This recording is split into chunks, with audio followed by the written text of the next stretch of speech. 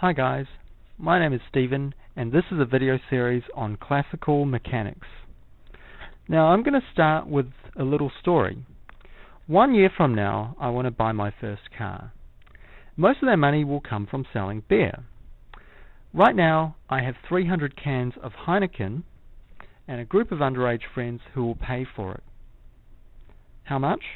Well, if I charge $9 a can, I will be able to sell 1 can a day. If I charge 8, I can sell 2. In general, I can sell 10 minus price cans per day.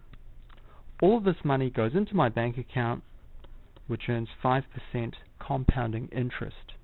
So how can I maximize my takings? Let's say my stockpile of beer on day T is Q as a function of T.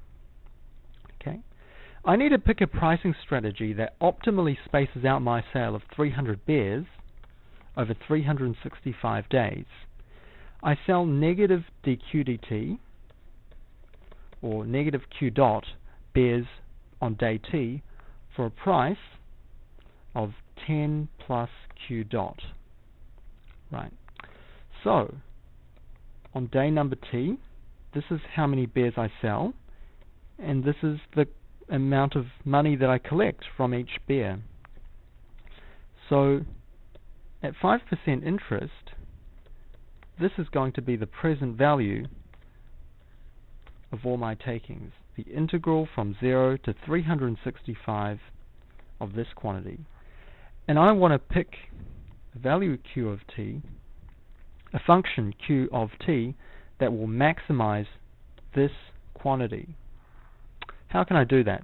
Well, I hope you can see I'm torn in two ways, because on the one hand I want to sell beers at a steady rate to get a good price. It wouldn't make sense to quickly lose my stockpile at a discount. But on the other hand, 5% interest is a huge incentive to try and collect a little bit more at the beginning. Now this type of problem is called calculus of variations. A functional is a mathematical object which takes a function, let's say Q of t, and forms a number from it. So here S forms a number out of Q by integrating from 0 to capital T.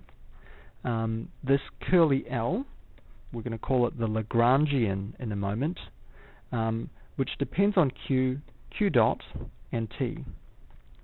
Okay, so that's the general problem. We want to pick the function Q that will maximize S. And this probably reminds you of a simpler problem that you encountered in high school called static optimization. So in high school we had a function, let's say S of Q, and we want to maximize S by choosing the number Q which optimizes it. This means that if we've found the right number, we can't improve on it. So Q plus epsilon and Q minus epsilon, for any epsilon, both have to be worse than just S of Q. The only way that's true for all epsilon, including epsilon infinitesimally shrinking down to 0, is if ds dq equals 0. And we're going to apply a very similar principle to the problem of dynamic optimization, or calculus of variations. So in this general problem here, suppose we've already found the optimal solution. Okay, that there exists this function Q star, which is optimal. And by optimal I mean that for every possible epsilon, which is a function, it must be the case that the S that you get out of Q star is better than or equal to the S that you get from Q star plus K epsilon of T, where K is any number at all. Now, if we do that, if we write down this inequality, we can bring this across, and we can divide by K, and we get this inequality. Keep that in your head. But what about this other function, Q star minus K epsilon? Surely that too must be inferior to Q star. And indeed it is. So if we bring this one across the other way and divide by K, we get another inequality. This is true of all K and all epsilon, including the case where K is a positive number that's infinitesimally shrinking down to 0. In that particular limit, this thing and this thing are the same thing. Okay? In that particular limit, they are both ds dk at k equals 0. And if that thing has to be greater than or equal to 0, but it also has to be less than or equal to 0, then there's only one thing that it could possibly be. ds dk must equal 0. Okay, so we have to find q such that ds dk equals 0 for all epsilon. How can we do that? Well, what is ds dk in the first place? Remember, we defined s as the integral from 0 to t of this curly L, the Lagrangian. So, what is dl dk? Well, that depends on dl dq times a change in q with k, plus the dl dq dot times a change in q dot with k. And here it is, okay, because dl dq dot is just epsilon dot, and dl dq dk is just epsilon. Okay, so we need to find a function q star such that this thing is equal to 0 for every possible choice of epsilon. How can we do that? Well, here's the trick. If you look at this term here, we can apply integration by parts. And if we do that, we end up with a term that depends on epsilon. So in other words, we're going to integrate this thing here, and we're going to differentiate this thing here with time, and we're going to take it out of the integration sign. So we've got we get this term, and we get this term, times epsilon. Okay, so it's quite convenient that epsilon factors out, because we know that this whole thing has to equal 0 for every single possible epsilon. And the only way that can be true is if this thing is 0 at all times for t. That's got a special name. It's called the Euler-Lagrange equation. Okay, so the Euler-Lagrange equation says that dl dq minus the time derivative, the total time derivative of dl dq dot, must equal 0. And dl dq dot has got dependencies in q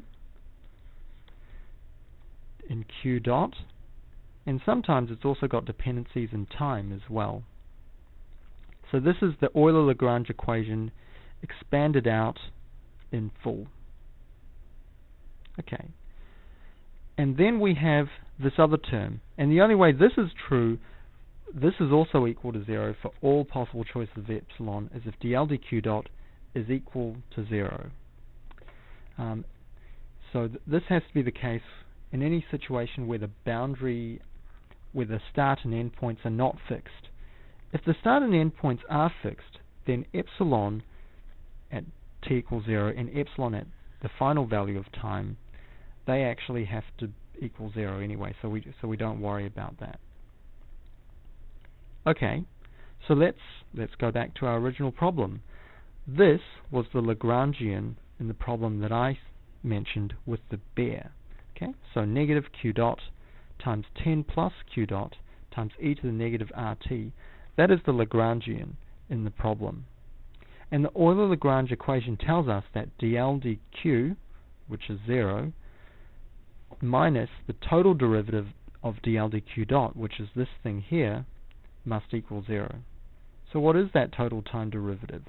Well, if you expand it out, you eventually find out that these e to the negative rt's, they factor out, and we're left with a second order ordinary differential equation with constant coefficients.